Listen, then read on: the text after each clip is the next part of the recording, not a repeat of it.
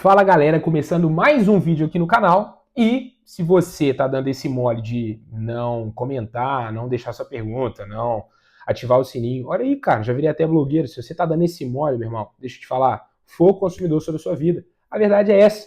Enfim, mais um vídeo aqui no canal, você sabe que esse canal não tem corte, eu liguei e ó, nós vamos até o final assim, você tem a possibilidade de ir pausando à medida que você for tendo alguma dúvida, ou se você quiser anotar alguma citação, enfim, o que você quiser, não importa, mas você tem essa possibilidade. Já eu aqui vou diretão e aí você vai me acompanhando aí, beleza?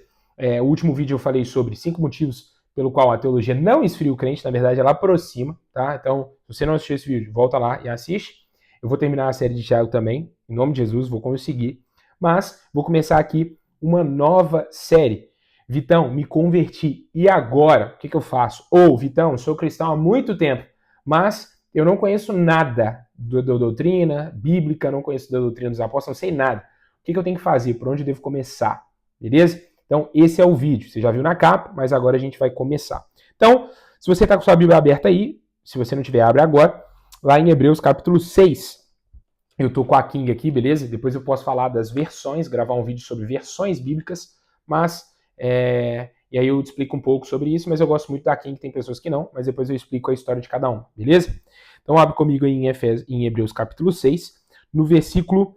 Não, vamos ler do 1 até o 3, que fala o seguinte: pelo que, deixando os princípios da doutrina de Cristo, prossigamos até a perfeição, não lançando de novo o fundamento de arrependimento de obras mortas e de fé em Deus, de doutrina sobre batismo, de imposição de mãos, e sobre ressurreição de mortos e sobre o juízo eterno. E isso faremos se Deus o permitir. E aí vai entrar num outro contexto aqui, que é uma discussão teológica, né? O versículo 4 já é pauta de uma discussão teológica de anos, enfim. Mas, o que nós entendemos disso? Que depois que a gente se converte, tem algumas coisas que nós precisamos entender que são fundamentais.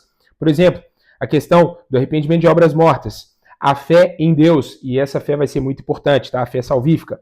Depois, a doutrina sobre batismo, imposição de mãos, ressurreição dos mortos e sobre o juízo eterno. Tem algumas aqui que algumas academias vão trocar, mas o básico é isso aqui. Vamos entender um pouco disso aqui. Então a primeira coisa que nós vamos entender é arrependimento de obras mortas. Esse vídeo é para falar sobre isso, tá? Numa perspectiva soterológica. O que é soterologia, Vitão? Estudo da salvação. Então, dentro da soterologia, me converti, agora eu preciso entender. A primeira coisa é arrependimento de obras mortas. Tem um autor muito legal que eu gosto muito, particularmente para mim, é o melhor escritor desse segmento, que chama Sproul, Charles Sproul. E ele tem um livro que é Deus é Santo, como eu posso me aproximar dele. Inclusive é o melhor livro que eu já li na minha vida, né? E eu sempre falo dele com os meus amigos, as pessoas que caminham próximo de mim. É um livro muito pequeno, se você tiver curiosidade, compre esse livro, ele é sempre barato, não sei, aqui na Europa ele é barato, mas no Brasil também ele é barato, então compre, tá? Faça essa leitura, porque é uma leitura maravilhosa. Se tiver Kindle, compre no Kindle, enfim, o jeito que você quiser. Mas, nesse livro, o Sproul fala de como um Deus santo, na sua natureza e na sua infinita soberania, existe santidade, como ele pode se relacionar com um ser impuro, né? E aí, quando João está falando que virá depois de mim um que batizará com fogo e espírito, né?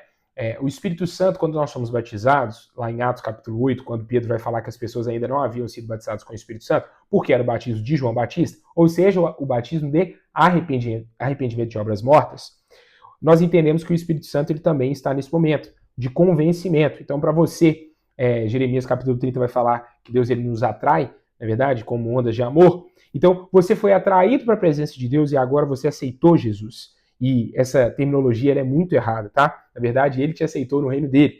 Você implorou para que você fizesse parte disso aí. Mas ele, como um bom pai, ele te aceita, ok? Mas tudo bem, aceitei Jesus. O Ocidente popularizou assim e tá tudo bem. Mas qual que é a questão?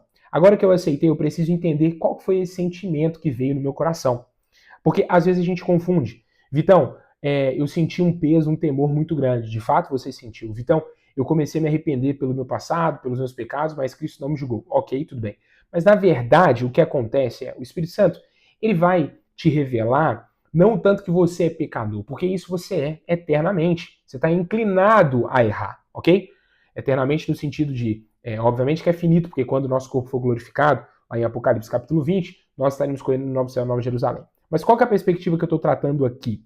A perspectiva é que nós sempre vamos querer errar, né? Calvino tem essa lógica, né? Dê ao homem a possibilidade de 1000 tentativas de fazer o bem, e nas 1000 ele vai fazer o errado. Né? O apóstolo Paulo fala que o bem que ele quer fazer ele não faz, mas o mal que ele não quer fazer, esse ele acaba cometendo. E aí nós temos inúmeros desdobramentos com relação a isso. Mas o que aconteceu no momento da sua conversão? O Espírito Santo, ele não te convenceu única e exclusivamente do seu erro. Ele te mostrou o tanto que ele é perfeito.